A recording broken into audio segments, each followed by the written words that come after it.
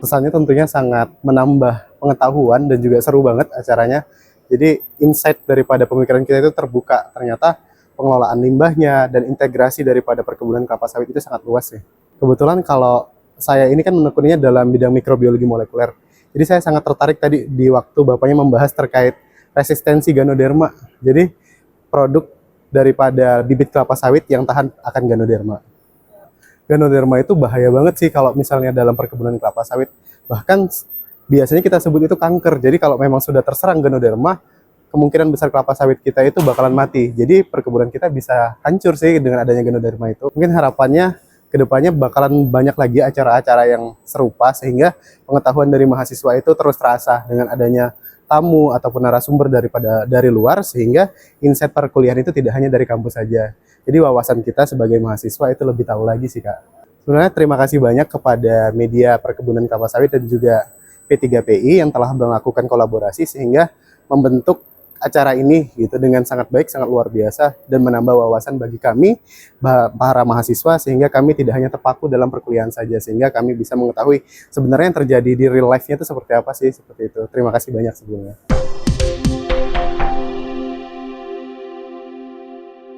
Untuk acara hari ini sangat menarik, di mana saya bisa mengetahui bagaimana perkembangan sawit yang akan datang. Yang paling menarik adalah di mana yang saya tanyakan tadi, tentang teknologi yang akan dicita-citakan ke depannya. Itu begitu saya tertarik dan begitu membuat saya berpikir kritis bagaimana nasib untuk para pekerja ke depannya. Untuk jawaban kekhawatirannya tadi sudah terjawab, bagaimana itu ada proses, ada pemilihan buat pekerja-pekerja. Tentunya untuk alat ini tidak mungkin digunakan untuk semuanya. Jadi para pekerja masih bisa untuk bekerja. Untuk karir tersendiri, saya begitu optimis untuk sawit ini karena saya tahu sawit sangat berkelanjutan untuk kehidupan masyarakat yang ada. Dan untuk karir yang saya impikan, saya beringin untuk menjadi manajer ke atasnya.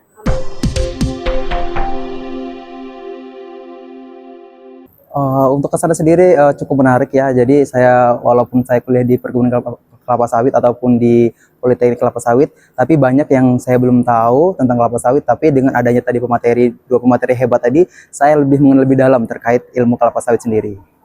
Boleh dijelaskan Mas, materi mana yang menurut Mas paling menarik? Terkait materi bagian kelapa sawit tadi yang benar-benar semuanya bisa diolah, semuanya bisa diubah atau diolah jadi barang apapun itu. Jadi tadi menariknya tuh batangnya pun bisa diolah untuk menjadi sesuatu gitu kan, mulai dari akar sampai pucuknya pun bisa diolah sebagai sesuatu gitu. Ya harapannya tentunya buat kami sebagai generasi Z atau generasi penerus orang-orang yang tadi di depan tentunya bisa jauh lebih mengembangkan lagi ilmu kelapa sawit, khususnya di perkebunan ataupun di pabriknya sendiri. Oke, sebelumnya saya ucapkan terima kasih kepada media perkebunan kelapa sawit dan juga P3PI ya, yang telah memberikan ilmu yang sangat bermanfaat khususnya buat kami semua sebagai generasi Z.